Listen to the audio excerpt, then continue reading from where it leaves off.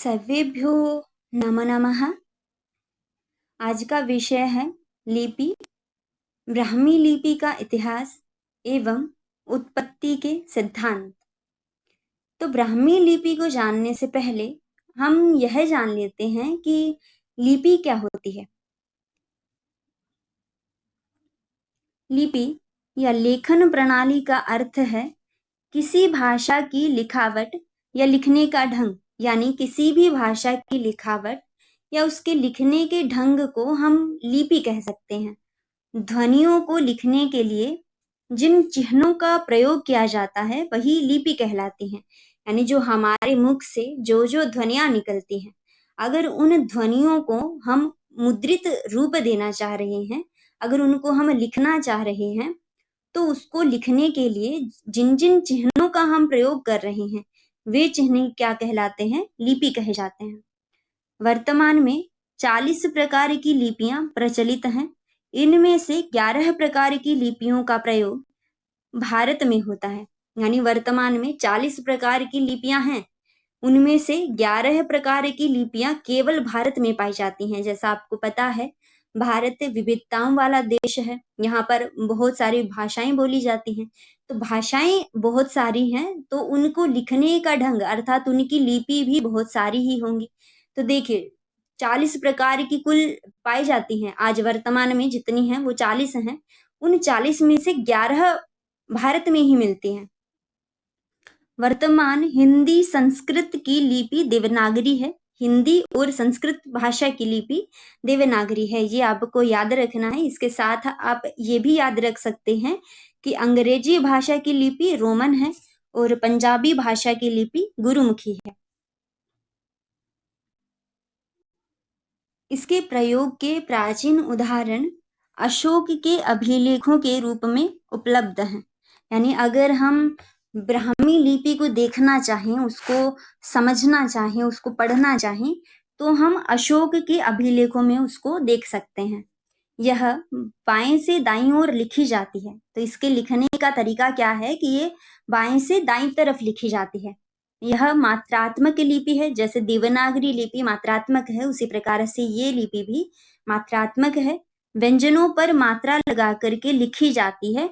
वर्णों का क्रम वही है जो आधुनिक भारतीय लिपियों में है। यानी देवनागरी और भारत की जितनी लिपियां हैं, वो लिपियां उन लिपियों का जिस प्रकार का क्रम है वैसा ही क्रम इसका भी है। अर्थात ब्राह्मी लिपि भी उसी प्रकार का क्रम का अनुसरण करती है, या उस ब्राह्मी लिपि के क्रम का अनुसरण वर्तमान की भाषाएं करती हैं, ऐसा हम कह सकते हैं।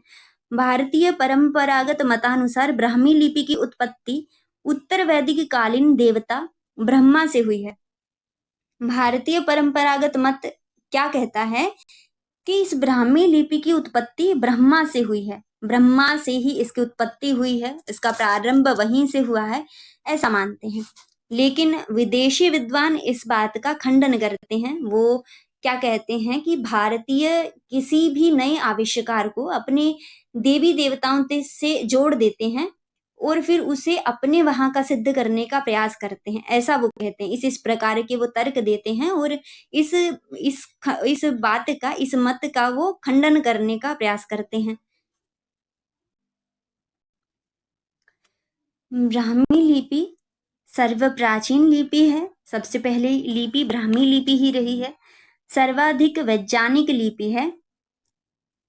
सुनियोजित वर्णमाला है। ध्वनियों का सुनियोजित वर्गीकरण है।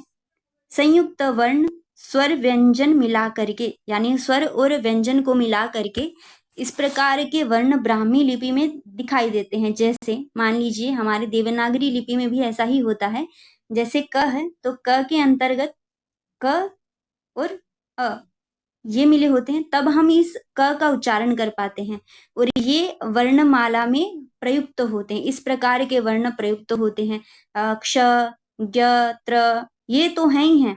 साथ में ये जो इस प्रकार की जो व्यवस्था है वर्णों की, उनके अतिरिक्त, संयुक्त वर्णों के अतिरिक्त और भी वर्ण हैं, जैसे ककार है, ये जो व्यंजन है, ये भी स्वरों की ही सहायता से बोले जाते हैं।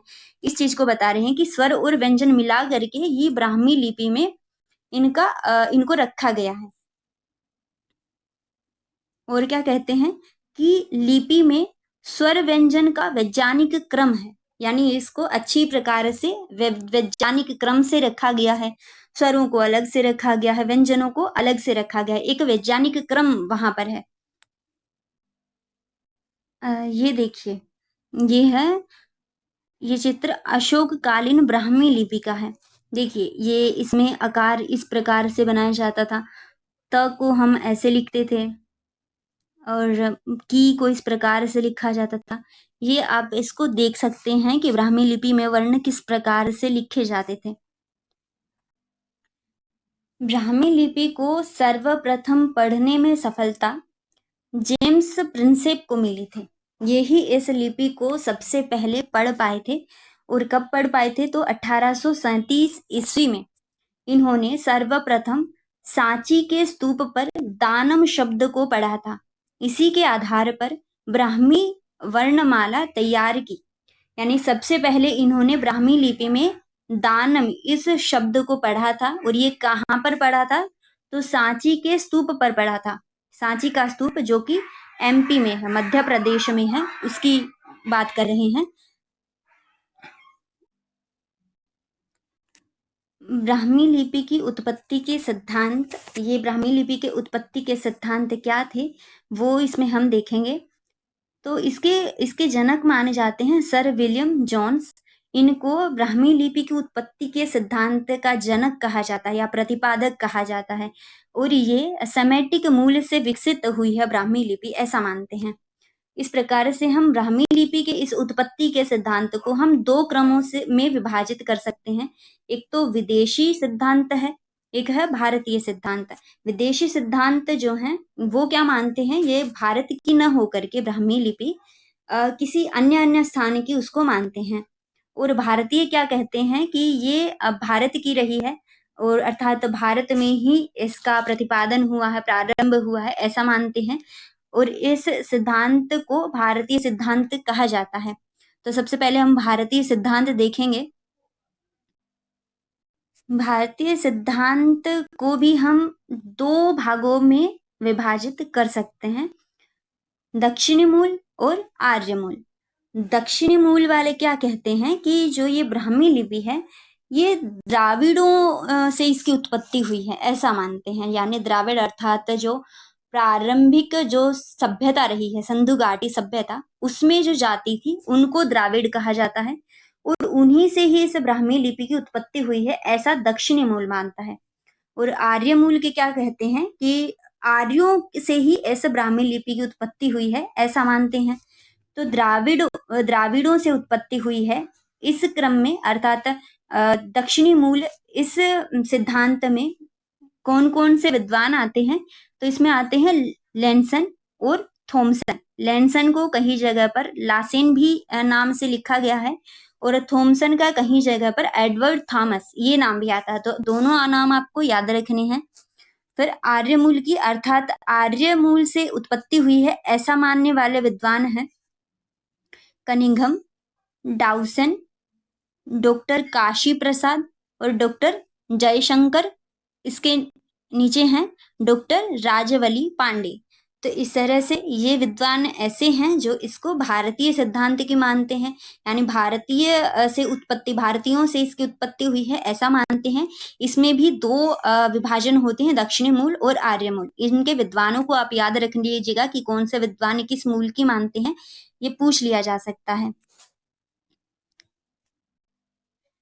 दूसरा सिद्धांत है विदेशी सिद्धांत, और विदेशी सिद्धांत जो है इसको भी हम तीन भागों में विभाजित कर सकते हैं, यूनानी सिद्धांत, सेमेटिक सिद्धांत और फिनिशियन सिद्धांत है। यूनानी यानी जो ऐसा मानते हैं कि ब्राह्मी लिपि की उत्पत्ति यूनानियों से हुई है।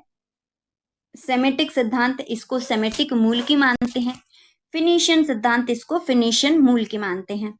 और फिर सेमेटिक मूल को भी हम दो भागों में विभाजित कर सकते हैं, उत्तरी सेमेटिक और दक्षिणी सेमेटिक।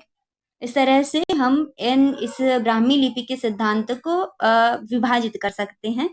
तो सबसे पहले हम देखते हैं कि यूनानी सिद्धांत क्या को मानने वाले कौन कौन से विद्वान हैं। तो इसमें आते हैं Alfred Muller, James Prinsep, Senart, Wilson और मैक्स मूलर। फिर इसके बाद उत्तरी सेमेटिक मानने वाले विद्वान कौन हैं?